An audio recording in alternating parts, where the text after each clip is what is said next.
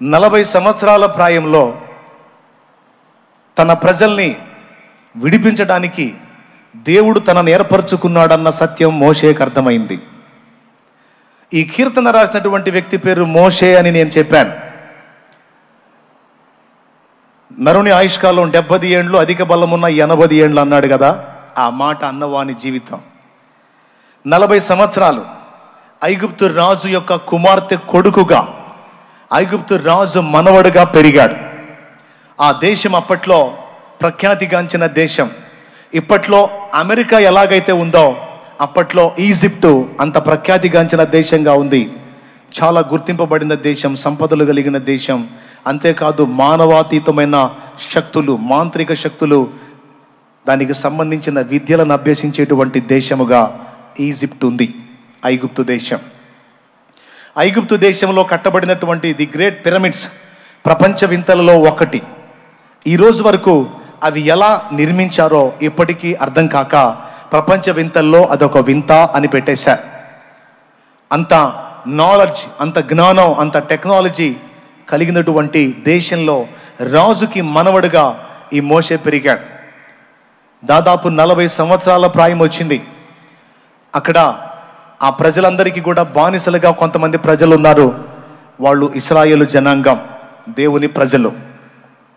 వాళ్ళందరూ తన ప్రజలేనన్న సంగతి మోషేకి దేవుడు బయలుపరిచాడు. అంతేకాదు రెండవ సంగతి కూడా మోషేకి దేవుడు బయలుపరిచాడు. అదేమిటంటే తన ద్వారానే వారందరినీ దేవుడు బయటికి తీసుకొని రావాలని సంకల్పించాడని. ఎవరికి అందింది ఈ సమాచారం? స్పష్టంగా మోషేకే అందింది. మోషేకి నాకు తెలిసి ఆయన కన్న తల్లే పెంచిన తల్లిగా కూడా వ్యవహరించింది. మోషే పుట్టినప్పుడు ఐగుప్తు రాజు చేసిన శాసనం మీకు తెలుసు. పిల్లలందరినీ 2 సంవత్సరాలలోపు పిల్లలందరినీ 2 సంవత్సరాలలోపేమో ఏసై పుట్టినప్పుడు, మోషే పుట్టినప్పుడేమో హెబ్రీల యొక్క మగ పిల్లలందరినీ నైల్ నదిలో పడేయాలని ఆజ్ఞ జారీ చేశాడు. అలా ఆజ్ఞ జారీ అయిన టైంలో మోషే పుట్టాడు. 3 నెలల నుంచి మరికొన్ని నెలలు వాళ్ళు ఆ పిల్లవాడిని దాచిపెట్టి ఇక ఆపలేక ఒక జమ్ము బుట్టలో ఆ బిడ్డను పెట్టి దానికి కీలు పూసి నైల్ నదిలో వదిలిపెట్టడం. ఆ జమ్ము బుట్టలో ఉన్న శిశువు రాజు కూతురు స్నానం చేసే ప్రదేశానికి ఆ బుట్టను దేవుడు నడిపించటం. ఆ బుట్టను ఆమె దగ్గరకు తీసుకొని అందులో ఉన్న మోషే బాలుణ్ణి చేతుల్లోకి తీసుకోవటం. తర్వాత ఆ బుట్టనే ఫాలో అవుతూ వచ్చినటువంటి మోషే అక్క మిరియాము అది చూసి ఆమె దగ్గరకు వెళ్ళి, ఈ బాలుణ్ణి నీవు తీసుకున్నావే, వీడికి పాలిచ్చి పెంచడానికి దాదిని తీసుకువస్తున్నా అని కన్న తల్లినే దాదిగా అక్కడికి చేర్చటం. ఇదంతా మీరు ఎరిగిన స్టోరీయే. ఇప్పుడు కన్న తల్లే పెంపుడు తల్లి అయింది. విచిత్ర స్టోరీ ఇది. కన్న తల్లే పెంపుడు తల్లిలాగా, రాణి ఏమో రాజుగారి కూతురు యువరాణేమో ఆయనకు తల్లిలాగా మోషే పెంచబడ్డాడు. ఆమె మోషేని తన తల్లికి ఇస్తూ ఇతన్ని నా కొరకు పెంచు అంటుంది. కానీ మోషే తల్లి మోషేని దేవుని కొరకు పెంచుతుంది. నేను అది గుర్తించాను. యోకేబెదు సామాన్యమైన స్త్రీ కాదు, జీవిత విలువలు ఎరిగిన స్త్రీ, దేవుని స్పర్శను ఎరిగిన స్త్రీ. దేవుని కొరకు పెంచింది. నాకు తెలిసి మోషేకి తన తల్లి అయిన యోకేబెదు ద్వారానో ప్రత్యక్షత ద్వారానో ఒకటి అర్థమైంది. ఏంటంటే, నేను ఈ ఐగుప్తు దేశంలో ఇలాంటి జీవితానికి వచ్చింది నేను భోగాలని సుఖాలని అనుభవించడానికి, ఇక్కడ రాజుగా లేకపోతే ఇంకొకటిగా తొలతోగటానికి కాదు. నా ప్రజల్ని బంధకాల్లోంచి బయటికి తీసుకొని రావటానికి దేవుడు నన్ను పుట్టించాడని తన జన్మ కారణాన్ని గుర్తించిన వాడు మోషే. ఈరోజు ఇంతమంది ఉన్నారు, పుట్టి చాలా సంవత్సరాలు అయింది. మిమ్మల్ని సూటిగా ఓ ప్రశ్న అడుగుతున్నాను. అసలు నువ్వు ఎందుకు పుట్టావో ఒక్కసారన్నా దేవుణ్ణి అడిగావా? ఏమనుకోవద్దు, ఈ మాట మిమ్మల్ని అడుగుతున్నానని. ఒక్కసారన్నా దేవా అసలు నన్ను ఎందుకు పుట్టించావు, నా జన్మ వెనక నీకున్న ఉద్దేశం ఏంటి, నీ చిత్తం ఏంటని ఒక్కసారన్నా అడిగావా? ఎంతమంది అడిగారో నాకు తెలియదు, కానీ అడిగితే నిజంగా ధన్యులు మీరు. ఒకవేళ అడగకపోతే ఖచ్చితంగా నీ సృష్టికర్తను నువ్వు అడగవలసిన సమయం ఇది. నీ మనోనేత్రాలు వెలిగించబడాలి. ఒకవేళ నీకు 70 ఏళ్ళు వచ్చినా సరే మునిగిందేం లేదు, ఇప్పుడైనా నువ్వు అడగొచ్చు. ఎందుకంటే నువ్వు అనుకుంటావు ఇది చివరి ఘట్టం, ఇంకేం అడిగేదని. నో, నీకు చివరిది కావచ్చు, కానీ దేవునికి ఇంకా అవకాశం ఉంది నిన్ను వాడుకోవటానికి, నీ జన్మను సార్థకం చేయటానికి. మోషేకి తెలుసు తాను ఎందుకు పుట్టాడో. ఆ మాట మనకి హెబ్రీ పత్రిక 11లో చెప్పబడింది.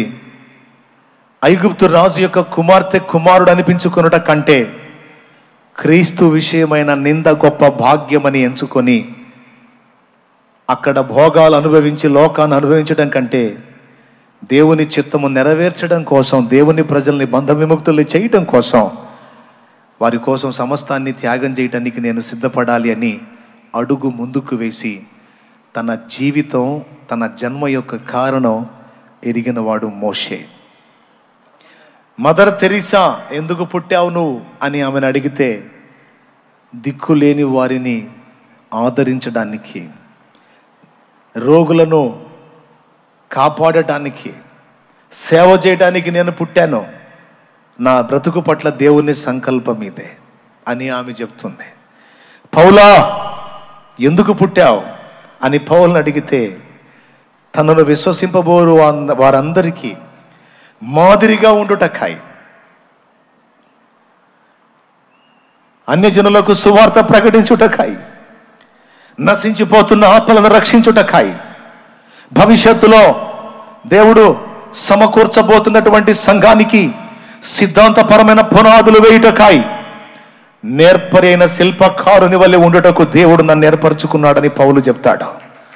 ఎందుకు పుట్టావు అని అడిగితే తమ జన్మకు కారణం వీళ్ళందరూ చెప్తారు. ఈరోజు నిన్ను అడుగుతున్నాను, ఈ రాత్రి నువ్వు అడుగు దేవుని ముందు, దేవా నన్నెందుకు పుట్టించావని. 2002వ సంవత్సరంలో ఇదే ప్రశ్నతో నేను దేవుని ముందు కూర్చున్నాను. ఎందుకయ్యా నన్ను పుట్టించావు? చిరుప్రాయం నుంచి ఎందుకు చేదైన అనుభవాల్లో గుండా నన్ను తీసుకొచ్చావు? నాకు దాదాపు 21 సంవత్సరం ప్రాయం వచ్చింది. నేను మనశ్శాంతిగా బ్రతికింది లేదు, సుఖాన్ని అనుభవించింది లేదు. రకరకాల చేదైన అనుభవాలు నాకు రుచి చూపిస్తూ తీసుకొచ్చి ఈరోజు ఇక్కడ నన్ను నిలబెట్టావు. ఎందుకయ్యా నన్ను ఇలా చేశావు? అసలు నా పట్ల నీకున్న ప్లాన్ ఏంటి, నీకున్న ఉద్దేశం ఏంటి నాకు తెలియజేయ్యా. 7గురిని కనిన తరువాత నా తల్లి ఇక పిల్లలు వద్దు అనుకుంటే అనుకొని ఆపరేషన్ చేయించుకోవడానికి ఆమె బయలుదేరి వెళితే వెళ్ళిన మనిషి మరొకరి సలహా విని, పెద్దల సలహా విని మళ్ళీ వెనక్కి వచ్చింది. వెనక్కి వస్తే నేను పుట్టాను. అంటే నా తల్లి తండ్రి వద్దనుకున్నారు, కానీ నన్ను పుట్టించావు. ఎందుకు పుట్టించావు? నా జన్మ వల్ల నువ్వేం ఆశిస్తున్నావు? నువ్వేం కోరుతున్నావు? ఇంతవరకు నాకు ఆలోచన రాలా. పుట్టాను గనక పెరిగాను, తిన్నాను, తాగాను, సంతోషించాను, సుఖించాను అని భ్రమలో వేదనని అనుభవించాను, కానీ నిజంగా సంతోషం అనుభవించాల. మోసం చేసుకున్నాను నన్ను నేను. ఎండమావులైన వాటి కోసం పరుగులెత్తాను పొందాలని. కానీ ఈరోజు నాకు కనువిప్పు కలిగింది. ఎందుకయ్యా నన్ను చేశావు? నా పట్ల నీకున్న ఉద్దేశం ఏమిటి అని నేను అడిగితే ఆ రోజు నాకు ఏది దేవుడు చెప్పాడో అదే ఈరోజు నేను చేస్తున్నాను. నాకు ఒక తృప్తి ఉంది.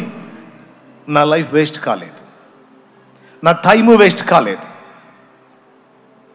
నేను ఇక్కడ ఉండగానే అక్కడికి చేరడానికి అవసరమైనటువంటి పని చేశాను. మారు మనసు పొందాను. నిజమైన దేవుడు ఎవరో తెలుసుకున్నాను. నిజమునకు దేవుడు కాని వాటికి ఎన్నిటికో మొక్కాను కదా, వాటన్నిటిని విసర్జించాను. నిజమైన దేవుణ్ణి తెలుసుకొని ఆయన ఆజ్ఞ చొప్పున మారు మనసు పొంది పాపక్షమాపణ నిమిత్తం బాప్తిస్మం పొంది పరిశుద్ధాత్మ శక్తి చేత నింపబడి ఈరోజు ఆయన చెప్పినటువంటి ఆలోచనలన్నీ నెరవేర్చడానికి మోషే సిద్ధపడ్డట్టు నా బ్రతుకు నేను ఆయన కృపతో సిద్ధపరచుకొని ఆయనకు అందుబాటులోకి తీసుకొచ్చాను. మోషే మహనీయుడు తానెందుకు పుట్టాడో ఎరుగున్నాడు, తాను ఏం చేయాల్సి ఉందో ఎరుగున్నాడు. తన లైఫ్ ఎంత చిన్నదో ఎంత అల్పమైనదో గుర్తుపట్టాడు. ఏది చేస్తే నా సమయం అర్థవంతంగా ఖర్చు అవుతుంది, నా జన్మ సాఫల్యత పొందుతుందని ఎరిగి ఆలోచించి తెలుసుకొని దాన్ని నెరవేర్చడానికి 40 ఏళ్ల ప్రాయములో నడుం కట్టాడు. ప్రియులారా, బాగా వినాలి. ఏ ప్రాయములో? 40 ఏళ్ల ప్రాయములో. ఎలా ఉన్నాడో తెలుసా? ఐగుప్తీయుల సకల విద్యలలో ఆరితేరినవాడు, మాట యందు నేర్పరితనం కలిగిన వాడు, టాకింగ్ పవర్ ఉంది. అంతేకాదు ఐగుప్తీయుల సకల విద్యలో అన్నాడు. సకల విద్యల్లో నాకు తెలిసి మాంత్రిక విద్య కూడా ఉంది. దాన్ని కూడా అభ్యసించినట్టుగా నేను అనుకుంటున్నాను. సకల విద్యల్లో ఇది కూడా ఒకటి. కాబట్టి ఇక ఏదైనా మోషేకి ఎదురులేనంత మెట్టుకెళ్ళిపోయాడు. వెళ్ళిపోయి అన్నీ పొందుకున్నాను, అంతా లైన్ అయింది కనుక ఇక నేను నా సహోదరులని విడిపించడం మొదలు పెట్టాలి. వీళ్ళని ఇక్కడి నుంచి, ఈ బానిస బంధకాల్లోంచి నా వాళ్ళని బయటికి తీసుకొని రావాలని నడుం గట్టి అడుగు ముందుకేశాడు. పాపం అడుగు ముందుకైతే వేశాడు, ఏ సహోదరులను విడిపించాలని ప్రయత్నం చేశాడో, ఏ సహోదరులు తనని గుర్తుపట్టడానికి ప్రయత్నించాడో వాళ్ళ వల్లే సమస్యలో ఇరుక్కున్నాడు. ఒకసారి మీరు బైబిల్ గ్రంథం చూస్తే అపోస్తలుల కార్యం త్వరగా తీయండి, 7వ అధ్యాయము 22వ వచనం. మోషే చదువు. ఐగుప్తీయుల సకల విద్యలను అభ్యసించి మాటల యందును కార్యముల యందును ప్రవీణుడై ఉండెను. అతనికి 40 ఏండ్లు నిండవచ్చినప్పుడు ఇశ్రాయేలీయులైన తన సహోదరులను చూడవలెనన్న బుద్ధి పుట్టెను. అప్పుడు వారిలో ఒకడు అన్యాయమును అనుభవించడు అతడు చూచి వానిని రక్షించి బాధపడిన వాని పక్షమున ఐగుప్తీయుని చంపి ప్రతీకారము చేసెను. 25. తన ద్వారా తన సహోదరులకు, చూసారా, రక్షణ దేవుడు కలుగజేయుచున్న సంగతి వారు గ్రహింతురని అతడు తలంచెను గాని వారు గ్రహింపరైరి. మోషే ఎందుకు అక్కడి నుంచి వెళ్ళిపోవాల్సి వచ్చింది అనే ప్రశ్న మనం వేసుకుంటే 2 కారణాలు చెప్పొచ్చు. ఒకటి, తన సహోదరులలో ఆయనను గుర్తుపట్టేటువంటి జ్ఞానం లేకపోవటం. రెండవది, మోషే తన స్వీయ శక్తితో ఆ ప్రజల్ని బయటికి తీసుకొని రావడానికి ప్రయత్నం చేయటం. ఈ 2 కారణాలను బట్టి అక్కడ జరిగినటువంటి ఆ చిన్న కార్యం ఏం జరిగిందంటే, ఒక ఇశ్రాయేలీయుణ్ణి ఒక ఐగుప్తీయుడు కొడుతున్నాడు అన్యాయంగా. ఆవేశం తట్టుకోలేకపోయాడు. తట్టుకోలేక, కోపాన్ని అణుచుకోలేక వెళ్ళి ఆ ఐగుప్తుని చంపి పాతిపెట్టేశాడు. దీన్ని బట్టి వాళ్ళు అతన్ని గుర్తిస్తారనుకుంటే వాళ్ళు ఆ సంగతిని ప్రచారం చేయటం మొదలుపెట్టారు.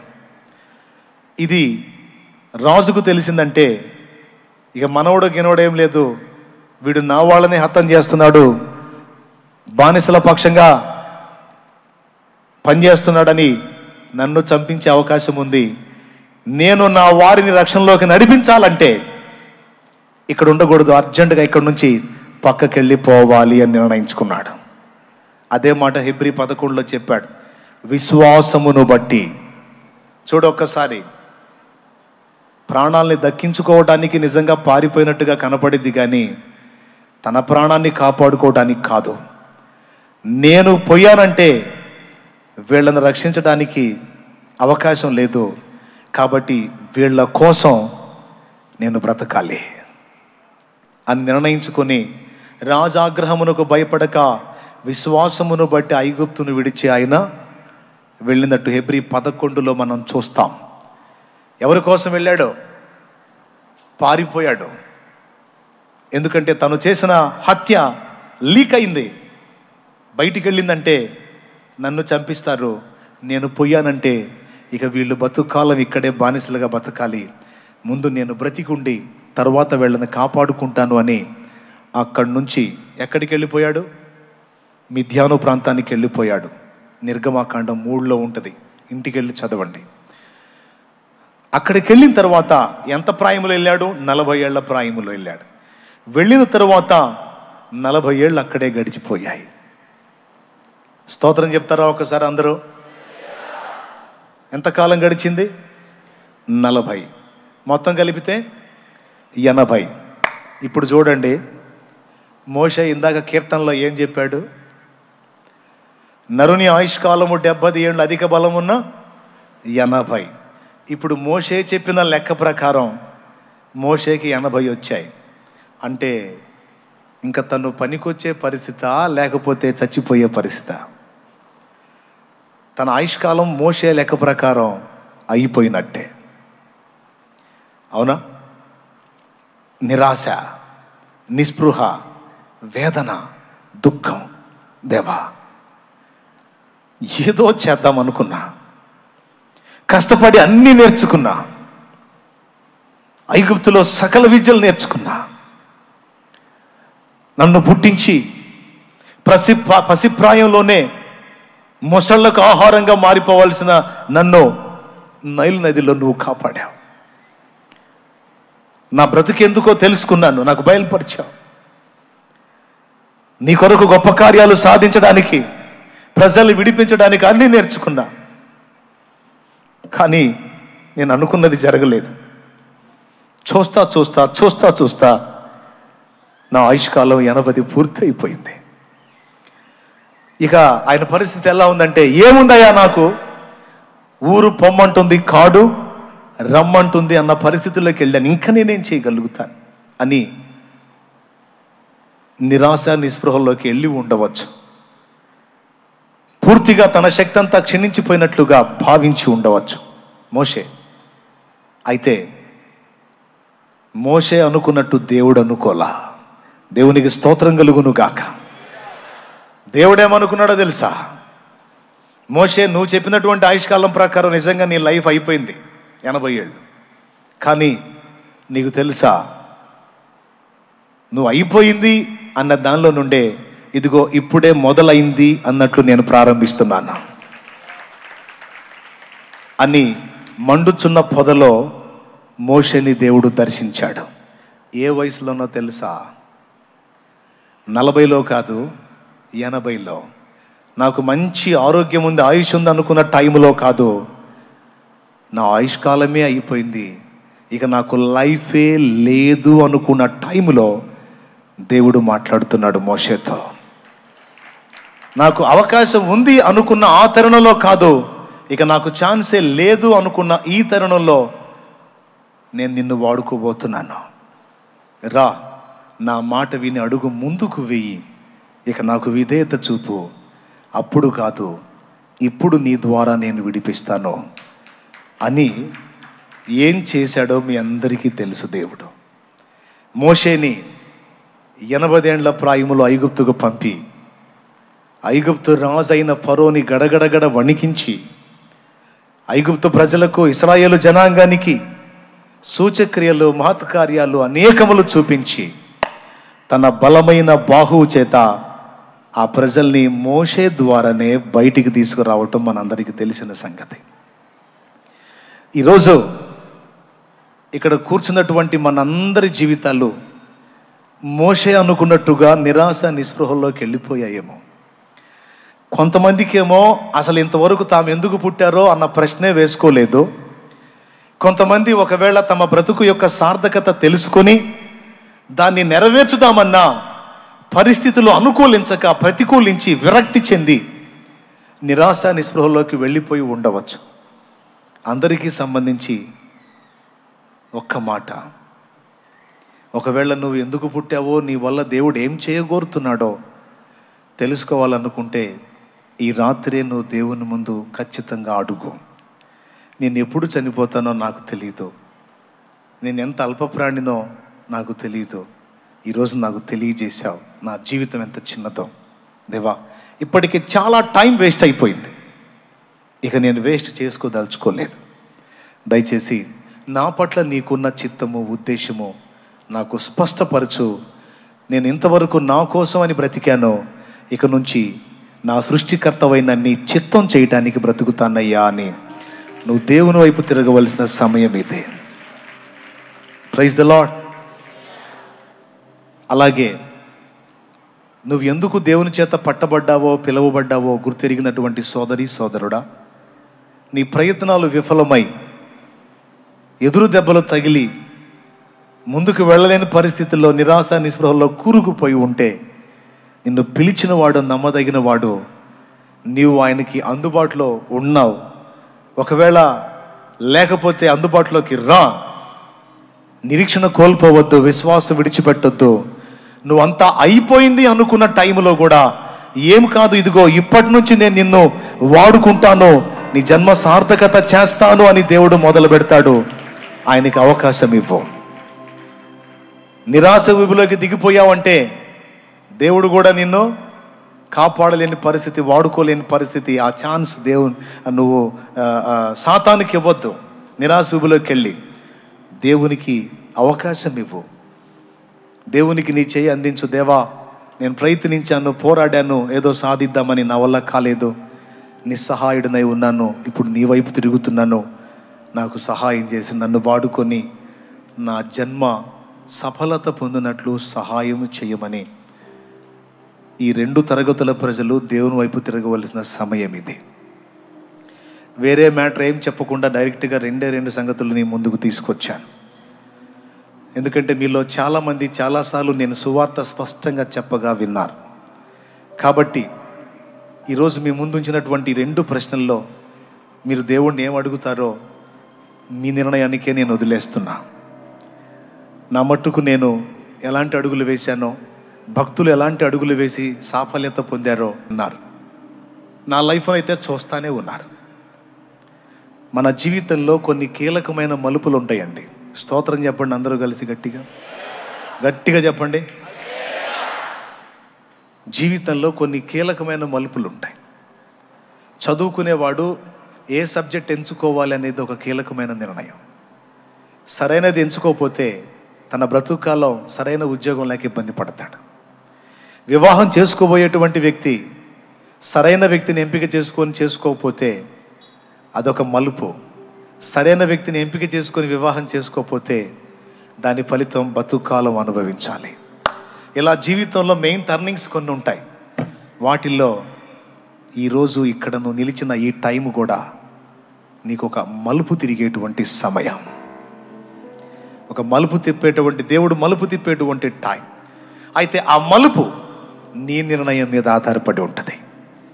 దేవునికి స్తోత్రం కలుగును గాక. హల్లెలూయా.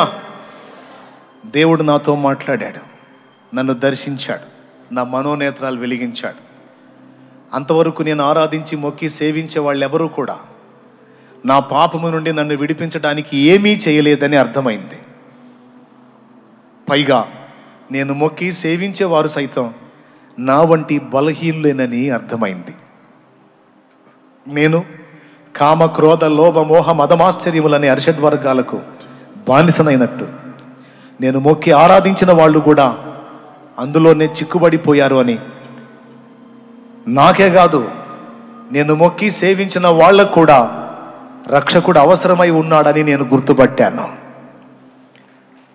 నేను మొక్కిన వాళ్ళందరూ కూడా నా వంటి బలహీనులను నేను గుర్తుపట్టి వారిని, నన్ను సైతం విడిపించడానికి సమర్థుడు ఎవరో గుర్తుపట్టాను. ఆయన ప్రభు అయిన యేసుక్రీస్తు.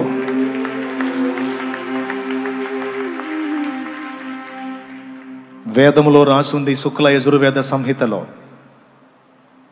33,33,33,333 మంది దేవతలు ఉన్నారు. మళ్ళీ చెప్తా, శుక్ల యజుర్వేద సంహితలో ఉంది 33,33,33,333 మంది దేవతలు ఉన్నారు. అయినను వీరందరూ అగ్నినే అర్చింతురు అన్నాడు. ఇంతమంది దేవతలు ఉండి కూడా వీళ్ళందరూ మరొకరిని ఆరాధిస్తున్నారు అని అందులో చెప్పాడు. ఇంతమంది దేవతలు కలిసి మొక్కుతున్న అతడెవరు? వీళ్ళెందుకు మొక్కుతున్నారు? వీళ్ళు మొక్కటానికి అతను ఎలా అర్హుడయ్యాడు అంటే 2 కారణాలు. ఒకటి, ఈ మొక్కుతున్న వాళ్ళంతా ఆయన సృష్టి, వీళ్ళ ద్వారా మొక్కించబడుతున్నవాడు, మొక్కులు తీసుకుంటున్నవాడు, వీళ్ళ ద్వారా అర్చన పొందుతున్నవాడు సృష్టికర్త. దేవునికి స్తోత్రం. అర్థమైంది క్లియర్గా. రెండవది, వీళ్ళందరూ మన వంటి బలహీనులే, ఆయన ఏ పాపము లేని పరిశుద్ధుడు. ఫస్ట్ ఏం చెప్పాను? అంతమంది దేవతలు కూడా ఆయన సృష్టి, ఆయనేమో సృష్టికర్త. రెండవది, వీళ్ళందరూ కూడా 33,33,33,333 మంది కూడా అరిషడ్ వర్గాలకు బానిసలైన వారే. కానీ వీళ్ళు మొక్కుతున్నారే, ఆయన మాత్రం ఏ పాపము లేని పరిశుద్ధుడు. ఇది రెండవది. ఇక మూడవది వచ్చేసి, మన పాపముల కొరకే కాదు, ఆయన కాలు మొక్కుతున్నారు చూడండి అగ్నికి, వాళ్ళ పాపముల కొరకు కూడా ఆయనే ప్రాణం పెట్టి తిరిగి లేవాలి కాబట్టి, తిరిగి లేచాడు కాబట్టి ఆయనకు మొక్కారు. చాలా క్లియర్గా అర్థమైంది నాకు. అసలు ఎవరు అర్థమైపోయింది. ఇంకెందుకు మరి? వాళ్ళు నేను ఒకటైనప్పుడు ఇక వాళ్ళకు మొక్కి ప్రయోజనం ఉంది? వాళ్ళు నేను కలిసి యేసుకు మొక్కాలని తెలుసుకొని ఈ అగ్ని ఎవరు అని వెతికితే, అదే శుక్ల యజుర్వేద సంహితలో అగ్ని పశువై ఉండెను, దేవతలు అగ్ని పశువు చేత యజ్ఞము చేసిరి, అగ్ని అధిపతి అయ్యాడు భూలోకమునకు అని రాయబడి ఉంది. ఏ అగ్నికి దేవతలు మొక్కుతున్నారో ఆ అగ్ని పశువయ్యాడట. పశువై యజ్ఞ పశువు వలె తనను తాను ఆహుతి చేసుకున్నాడట. ఆహుతైన వాడు అలానే లేడట, తిరిగి లేచాడట. తిరిగి లేచిన వాడు సామాన్యుడు కాదట, అధిపతి అట. ఇలా అగ్ని అయిన వాడు, అందరి పాపముల కొరకు యజ్ఞమైన వాడు, తిరిగి లేచిన వాడు, అధిపతి అయిన వాడు. నేను మొక్కిన వాళ్ళలో ఎవరైనా ఒక్కళ్ళు ఉన్నారా అని వెతికాను. ఒక్కరంటే ఒక్కరు కూడా లేరు. చివరికి ఎవరున్నారు అంటే పరిశుద్ధ బైబిల్ గ్రంథంలో ప్రభు అయిన యేసుక్రీస్తునే అతడని అర్థమైంది.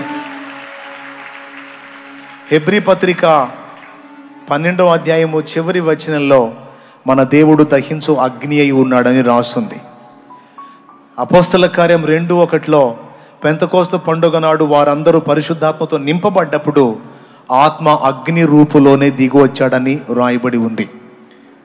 సో ఆనాటి ఆర్య ఋషులు దేవుని నామం వాళ్ళకి వెల్లడి చేయబడలేదు, యేసు అనే నామం గనుక దేవుణ్ణి అగ్నితో పోల్చి, అగ్ని ఎంత పవిత్రుడు, అగ్నికి ఎవరు మురికి అంటించజాలరు, అలాగే దేవుణ్ణి ఎవరు మలినపరచజాలరు, ఆయన పరిపూర్ణమైన పరిశుద్ధుడు అనే భావన స్ఫురించినట్లు అగ్నితో పోల్చి రాశారు. స్తోత్రం చెబుతారా? మీరే కాదు, పోయిన సంవత్సరం నేను లైవ్లో, అంతకుముందు సంవత్సరం కూడా మాట్లాడి ఆ అంశాలన్నీ నెట్లో ఉన్నాయి. నేను అడిగా, యేసుగాక మరెవరైనా ఉంటే నాకు చెప్పండి, నేను కూడా ఆలోచిస్తాను, నా అభిప్రాయాన్ని మార్చుకుంటాను అని. ఈ 2-3 సంవత్సరాలుగా నేను ఎదురు చూస్తున్నాను, కానీ ఒక్క సాక్ష్యం కూడా లేదు. ఎందుకో తెలుసా? వేద ఋషులు గుర్తించిన ఆ అగ్ని, యజ్ఞ పురుషుడైన ఆ అగ్ని, దేవతలందరూ కలిసి ఏకమై మొక్కిన ఆ అగ్ని యేసుక్రీస్తు ప్రభువే గనుక గట్టిగా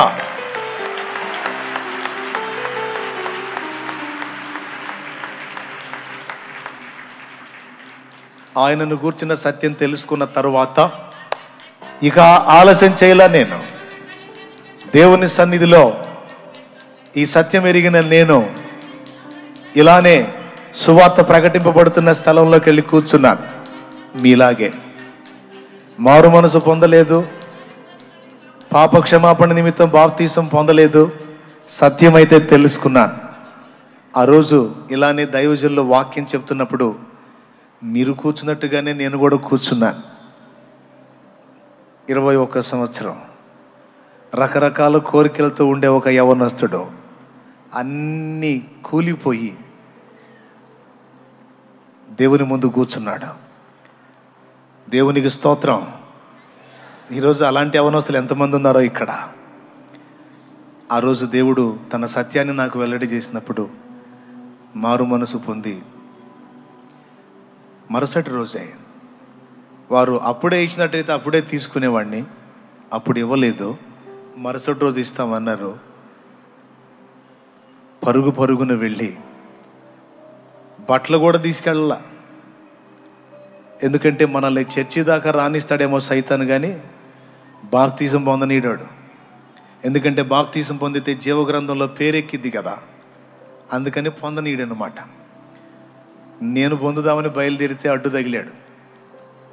తర్వాత దేవుడు మాట్లాడాడు. మళ్ళా బయలుదేరి దేవుని పాదాల చెంతకు వెళ్ళి బాప్తీసం పొందాను. సరైన టైంలో నేను తీసుకున్న సరైన నిర్ణయం నా జీవితాన్ని ఎంతో ఆశీర్వాదకరంగా మార్చింది. ఒకవేళ ఆ రోజు వినండి బాగా ఈ ఒక్క మాట, నేను లోబడకపోతే, దేవుని మాటకు నేను విధేయత చూపకపోతే ఈరోజు ఇన్ని ఆత్మల రక్షణ కార్యం జరిగేదా? ఇంతమంది జీవితాలు వెలిగించబడ్డాయని ఈరోజు ఎంతో గౌరవించి మాట్లాడుతున్నారే నన్ను.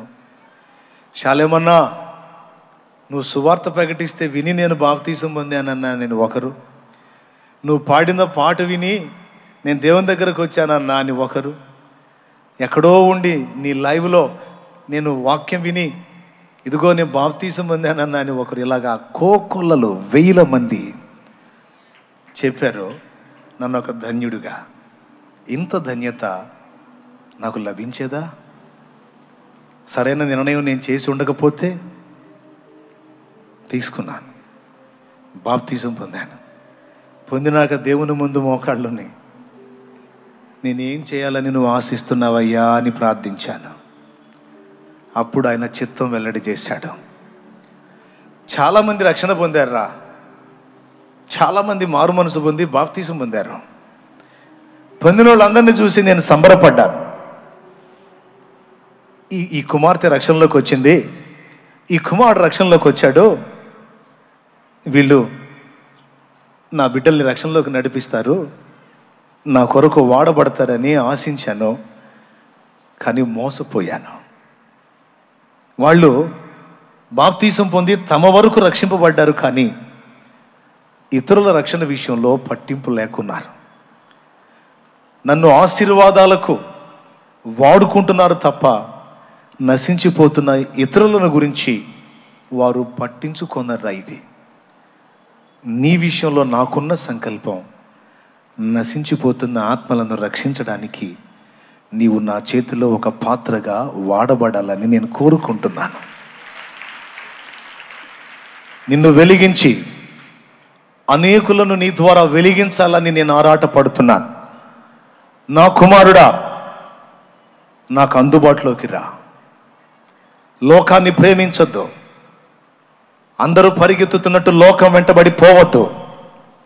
లోకం దాని ఆశ గతిస్తాయి, కానీ నా చిత్తం చేసేవాడు నిరంతరం నిలుస్తాడు. నీవు దాన్ని పట్టించుకోవద్దు. నీకేవేవి కావాలో నాకు తెలుసు. నీవు నాకు లోబడు, ఈ లోకాన్ని తెచ్చి నీ కాళ్ళ కింద పెడతాను. హల్లెలూయా. ఈ లోకాన్ని తెచ్చి నీ పాదాల కింద పెడతాను. నన్ను అడుగుమో, జనములను నీకు సొత్తుగాను, భూమిని దిగంతముల వరకు నీకు స్వాస్థ్యంగా ఇస్తాను. నాకు మొర్రపెట్టురా, నా సన్నిధిని కాచుకో. నాకు మెయిన్ ప్రయారిటీ, ఎక్కువ విలువని, ఎక్కువ టైమి నేను నిన్ను చెక్కుకుంటాను. ఇంక రెండో ఆలోచనకు తావివద్దు నాయన. కొందరు నన్ను మోసం చేసినట్టు నువ్వు నన్ను మోసగించొద్దు. కొందరు నాకు హ్యాండ్ ఇచ్చినట్టు నువ్వు హ్యాండ్ ఇవ్వద్దు. నువ్వు ఎంత లోబడతావో అంతగా నిన్ను వినియోగించుకొని అనేక మందిని కాపాడుకుంటాను నా పిల్లల్ని.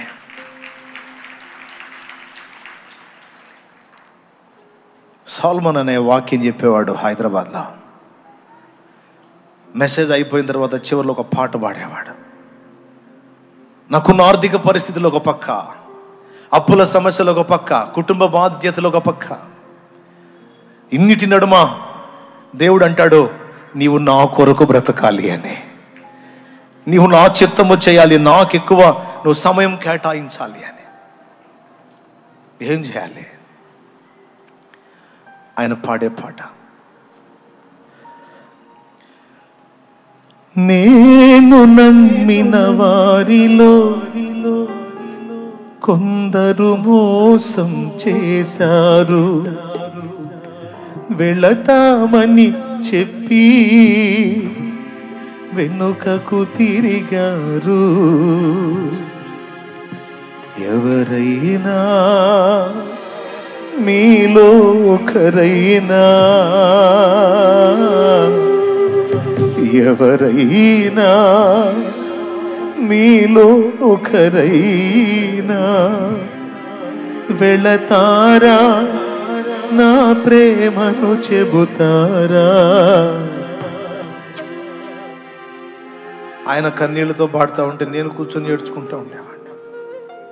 నాకున్న బంధకాలను బట్టి స్వేచ్ఛగా ముందుకెళ్ళలేను, అలాగని నీ సంకల్పం నెరవేర్చకుండా ఉండలేను.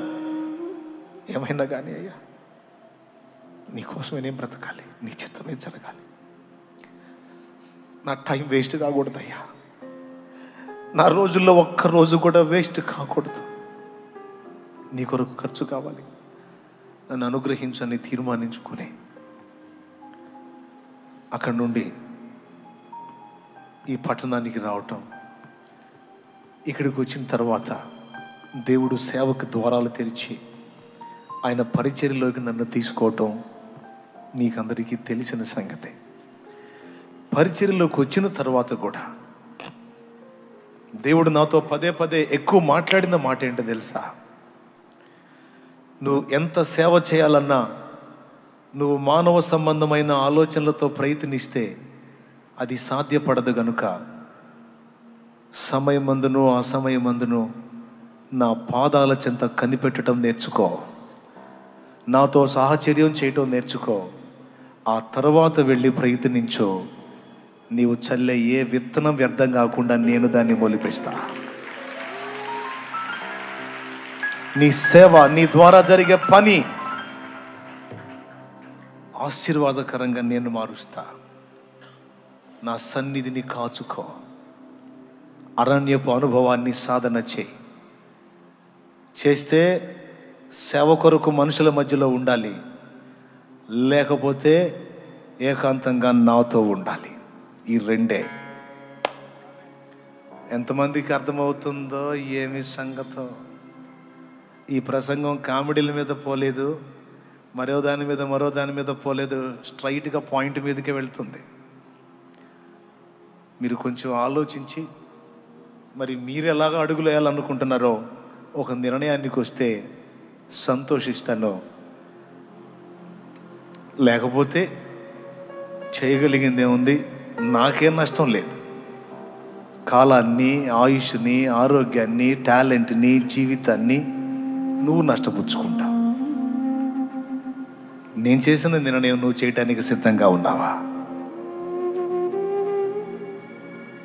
నా ప్రయాస దీవించిన దేవుడు నిన్ను కూడా ఆశీర్వదించడానికి సిద్ధంగా ఉన్నాడు.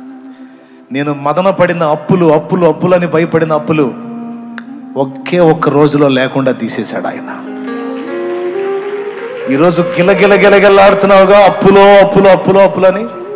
ఒక్క అద్భుతం చాలు, అడ్రస్ కూడా ఉండదు నీ అప్పు యేసు నామములో. గందరగోళం కొంతమంది, నా వల్ల కాదన్నా నేను చెప్తున్నా, నేను చెప్పినట్టు దేవుని ముందు మోకాళ్ళు ఆయన చిత్తం గుర్తించి నీ మైండ్ దేవుని కొరకు ఆయన చిత్తం నెరవేర్చడం కోసం లగ్నం చేయి. నీ పక్షంగా ఆయన చెయ్యి చాపి నీకు అవరోధంగా ఉన్న వాటన్నిటిని తొలగించి నీకు స్వేచ్ఛని ఇవ్వకపోతే అప్పుడు అడుగు. అసలు అందులోనే సార్థకత ఉంది. నువ్వేం తిన్నావు, ఏం తాగావు, ఏం సంపాదించావు, ఏం సాధించావు, ఇవన్నీ చెత్త తీసి అవతల పడాయి. దేవుని కొరకు ఎంత చేశావన్నది లెక్క. ఇక్కడ నశించిపోతున్న జీవితాలను వెలిగించడానికి ఎంత ప్రయాసపడ్డావన్నది లెక్క. దాని గురించి రాత్రి నువ్వు ఆలోచన చేయి. రోగమా? మోకాళ్ళును అడుగు దేవుణ్ణి. 80 ఏళ్లతో ఆయుష్ అయిపోయింది అనుకున్న మోషేకి మరో 40 ఏళ్ళు ఇచ్చి ఒక భాగమే పెంచి వాడుకున్నావు కదా. శక్తి అయిపోయిందని ఫిక్స్ అయ్యాను. మరి ఇందాక చెప్పిన మాటను బట్టి ఆశ కలిగింది. ఇస్తావా ఆయుష్ని, ఆరోగ్యాన్ని? నీ కోసం బతకాలని ఆశ ఉందయ్యా. నీ చిత్తం చేసి ఈ జన్మను సార్థకం చేసుకోవాలనే ఆశ ఉంది. గుడ్డితనంతో నష్టపోయాను. పనికి మళ్ళీ వాటికి నా టైం అంతా పాడైపోయింది. ఛాన్స్ ఇస్తావా? స్వస్థపరుస్తావా? శక్తినిస్తావా? నీ కోసం బతుకుతాను. అడుగో. ఏ రోగం నీ మీద ఏలుబడి చేసిద్దో అది కూడా చూస్తాను నేను. నా దేవుని నామంలో అడ్రస్ కూడా ఉండదు నీ రోగం. యేసునామములో. హల్లెలూయా. కొంతమంది అంటారు, నాకు పిల్లలు లేరు అన్నయ్య, ఆ పిల్లల కోసం ప్రార్థన చెయ్యి అంటారు. పిల్లలా తల్లి? రాకడ దగ్గరికి వస్తుంది. మరికొన్ని సంవత్సరాల్లో అంత్యాబద్ధ క్రీస్తు బయలుపడబోతున్నాడు. పుట్టిన పిల్లల్ని భక్తిలో పెంచితేనేమో బాగానే ఉంటారు. భక్తిహీనంగా పెంచితే ఆ ముద్రయించుకున్న గుంపులో ఇళ్ళు ఉంటారు. ఇంతకు ముందు పిల్లలు అంటే అది వేరే సంగతి కానమ్మా. ఇప్పుడు పిల్లల సంగతి కాదు, కానీ ఆత్మ సంబంధమైన సంతానాన్ని కంటానికి ఆలోచన చేయండి. శరీర సంబంధమైన సంతానాన్ని కనటం గొప్ప సంగతి ఏమి కాదు. నోరు లేని పశువులు కూడా కంటున్నాయి పిల్లల్ని. అది గొప్పతనమా? అది ప్రపంచం మెచ్చే పనే, పరలోకం మెచ్చే పనే కాదు. ఆత్మ సంబంధమైన సంతానాన్ని కంటే అది దేవుడు మెచ్చే పని, పరలోకం మెచ్చే పని, ప్రపంచం కూడా మెచ్చే పని. ఏ సంతానం కనాలి? శరీర సంబంధమైన సంతానమా? ఆత్మ సంబంధమైన సంతానమా? ఆత్మ సంబంధమైన సంతానం. నా దగ్గరకు వచ్చి ఏం ఏడిచినా ఏడుస్తారు. పిల్లలు లేరని తలా ఒక మాట అంటున్నారని ఏడిశారు. అంతసేటు పిల్లల్ని కన్నా వాళ్ళేం సాధించారు? ఆ ఆలోచనే పక్కన పెట్టేయి. సైతాను నీ బలహీనతను బట్టి శోధిస్తున్నాడు. ఒకవేళ సంతానం కావాలని అడుగుతావా? అట్లయితే హన్న అడిగినట్టు అడుగు. నాకు నెపం తీసివేయి, నాకు సంతానమే. అది ఎందుకో తెలుసా? నీ దాసుడైన ఏలి వృద్ధుడైపోయాడు. ఏలి కొడుకులు శాపగ్రస్తులైపోయారు. నీ సన్నిధిని దీపం వెలిగించడానికి సరైన భక్తిపరుడు లేడయ్యా. నాకొక్క మగ పిల్లను దాయిచేయి, వాణ్ణి నీ సన్నిధిని పరిచర్య చేయువానిగా చేయుటకు అప్పగిస్తా. నీ కోసం ఇంతవరకు నేను అడిగా నా మీదున్న గొడ్రాలు అనే నెపం తీసేయటానికి. కానీ ఈరోజు అవసరతను గుర్తించి అడుగుతున్నా. నీ సన్నిధిని దీపం వెలిగించినట్లు నాకు సంతానాన్ని ఇవ్వమని అడిగింది. అలా అడిగినందుకు సమూయేలుని ఇచ్చాడు. రాజులను శాసించే ప్రవక్త అయ్యాడు. ఈ రాత్రి నువ్వు అడగాలి. ఒకవేళ సంతానాన్ని అడిగితే ఏమన్నా తెలుసా?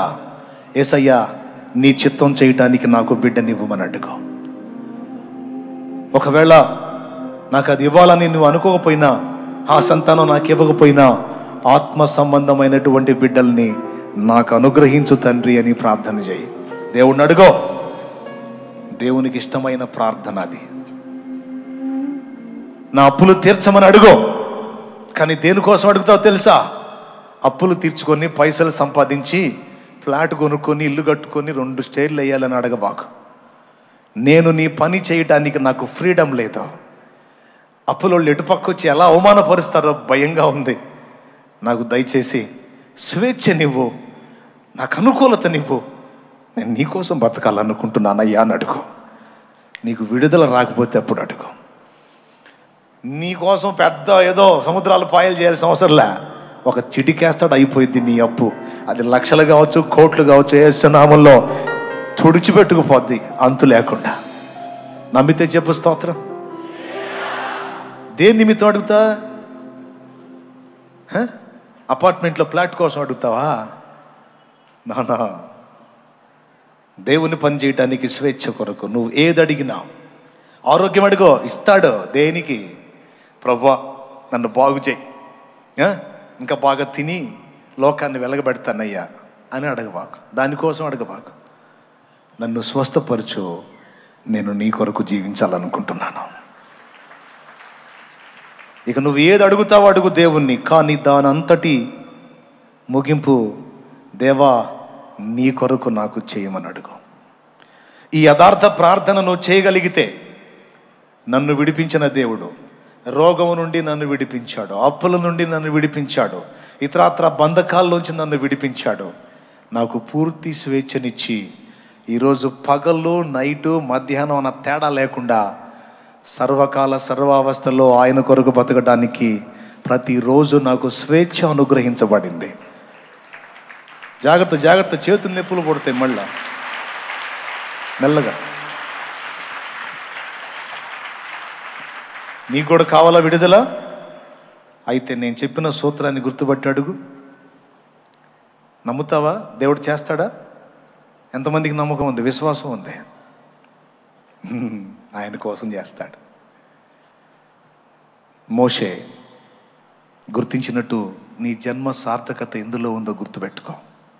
వేస్ట్ చేయవాకు టైం.